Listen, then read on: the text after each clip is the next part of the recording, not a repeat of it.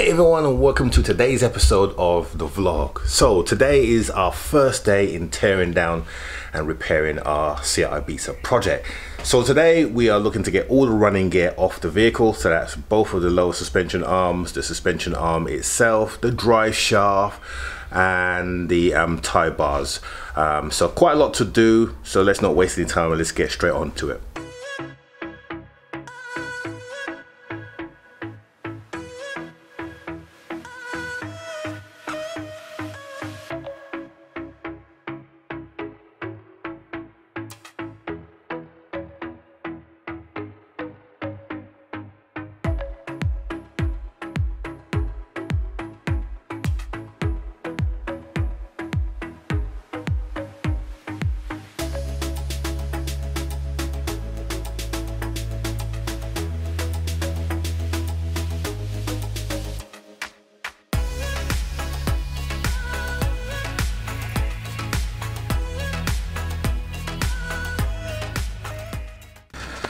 If there's one investment I urge you to have, get one of these ratchet tools.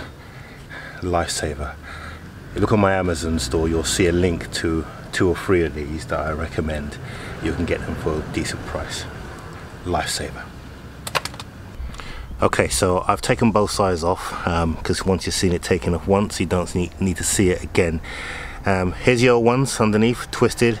Here's the good ones above. The twist is pretty obvious. If you come down low, you can see that it's definitely twisted up there.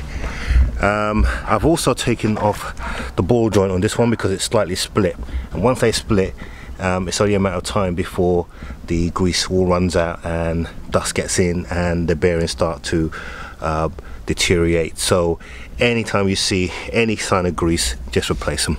Don't bother even trying to stretch it out, just replace them. You'll save yourself a headache later on. So yeah, so these are pretty banged up on both sides, so you can see the reason why we need to replace them. But these ones here, obviously we'll stick them on. But first of all, let's complete the dismantling, and we still got the steering to do. And on this one here, I've left the ball joint here, and because this ball joint is absolutely perfect, hasn't been damaged at all, so we might as well continue to use that.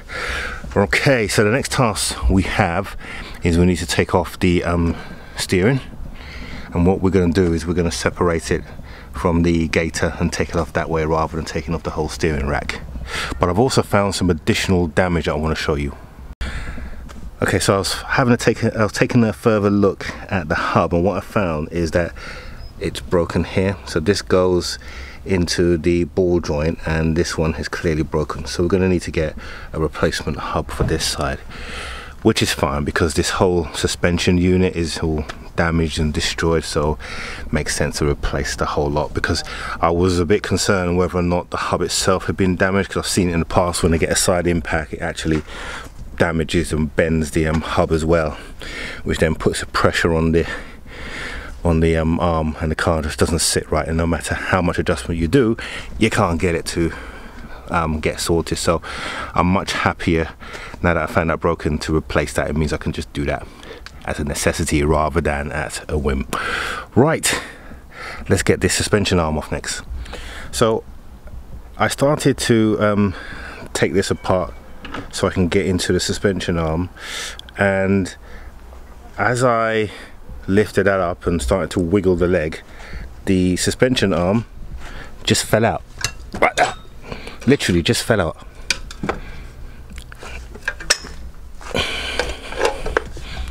So that saved me a job. Too bad I never caught it on camera. But yeah, it's out. Easiest removal I've ever had to do. But sadly, very damaged as well. And if I just turn it that way, you can see just how bent that leg is. So yeah, definitely needs to be replaced without a doubt. Anyway, this side is pretty much done now. I just got to do the steering arm, and then we are good. Okay, so a little bit of progress.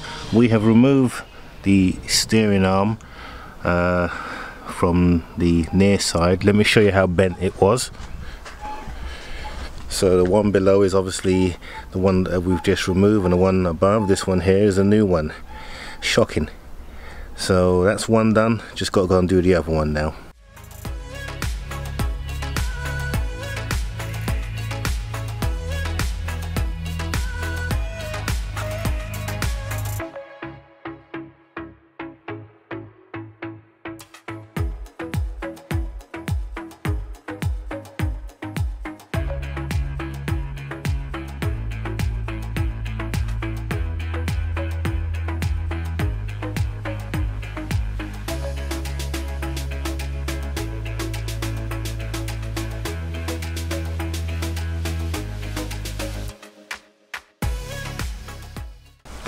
Okay, so we got the old drive shaft off.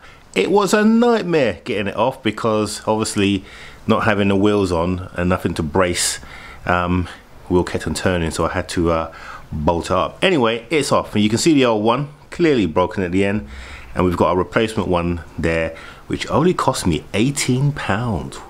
Right, next we need to have a look at the electronics to see what other issues there are with the car. Actually, before we get onto the electronics, one other thing, this drive shaft has come out of the boot. It's all loose in there, which is a real pain. I'm going to take the boot off to see if we can save it, but we may have to buy another drive shaft. But anyway, let's get to the electronics. Okay, so the final thing that we want to check for today is to see what issues we have with electronics. So let's do a scan of the car and let's see what we pick up. So this will take a little while, so we'll probably speed this bit up.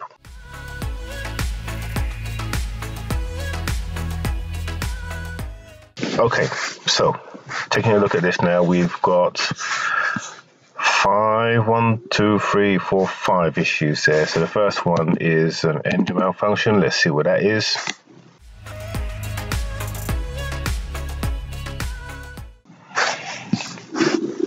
So the car basically did a crash shutdown, which is fine. We can clear that code. We won't do it now, but that's an easy code to close down. Okay, so let's go back and take a look. We've got a HVAC one. Let's take a look at that one. So this is telling us that potentially we've got a leak in the AC system. So we'll have to investigate that. The next one is the central electrics.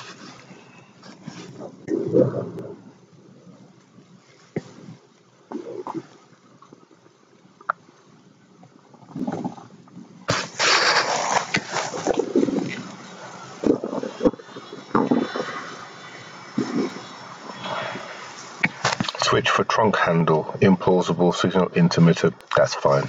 That's probably a historic code. Or it could be there because of the battery. The battery died as part of this. Airbag deployed. So we want to make sure that it's only two airbags that have actually been triggered. So igniter for driver's airbag, yep. Igniter for passenger, that's fine. Igniter for seat belt tensioners, driver's side, short to ground. Igniter for seat belt for the driver again. We've got the passenger side, front stall data. Okay, so basically it's the two airbags on the front of the dashboard and also the seat belts. So the fact that we've bought an airbag kit which contains the seat belts is perfect, and that's the reason why I did that, because I actually anticipated that this would be the case. Okay, so that is fine on that one. And then the last one, this is a pretty straightforward one, the steering assist. This happens when the battery is taken out. So crash signal. So that's it. So again, that should clear with the code. Do the code clear fact. Let's try that now, shall we? Yeah, let's clear that and see what happens. There we are. So if we go back and then we go into the fault code again, that code is no longer there. That's how easy it is. It just detects it and we can just clear it with this system. Good. Okay, so that's pretty straightforward then. There's nothing unusual, and we can repair all those. The only one that's obviously one we didn't expect was the HVAC here. So we'll have to check that system out and see if it's a broken pipe. Normally it's a broken pipe that causes that, and it just needs to be recharged.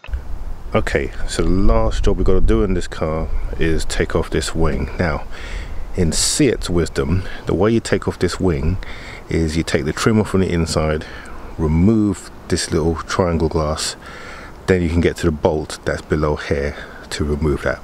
Why they went down that route, no idea, but we need to obviously do that to get this off, so let's get on and do that.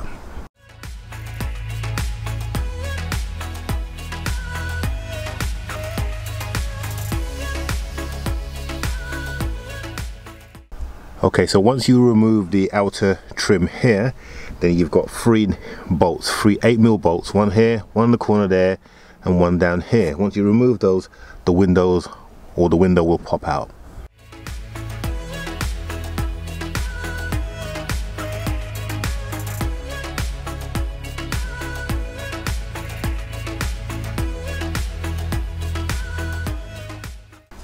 And there you have it. All the stripped and damaged parts of the undercarriage have now been removed from the vehicle, with just the dashboard left to do, which we'll do on another occasion. So all of these bits you see below have all been ordered. The only piece that I am awaiting for now is the hub. Once the hub comes, and that should be sometime this week, we can then start the reassemble process. So the car is coming on fine, and we are making some good progress now. We've got all the bits off the car. So in the next episode, we'll start the reassembling of the vehicle, and we're going to concentrate on the bits underneath the car. So we're going to look at replacing all the suspension components that have been damaged that we pulled apart today. Just before we go, I just wanted to give a quick shout out to MDW number plates. They have provided me with these 3D number plates, and they are really high quality plates. So thank you guys for sending that to me, and you're going to see a link to their website, because not only do they do 3D plates, they also do 4D plates, and they are street legal as well. So they are really, I am really impressed with these, and you'll see me fitting this once we get the S3 back. So that's it for this week. So don't forget to subscribe down here and give us a thumbs up, and also click on that notification bell so that you are notified every time we release a new video. And consider joining our Patreon site as well, where you get access to early information and exclusive blogs which are just for our Patreons. So next episode we will be looking at reassembling the car, like I said. So we'll see you on the next one.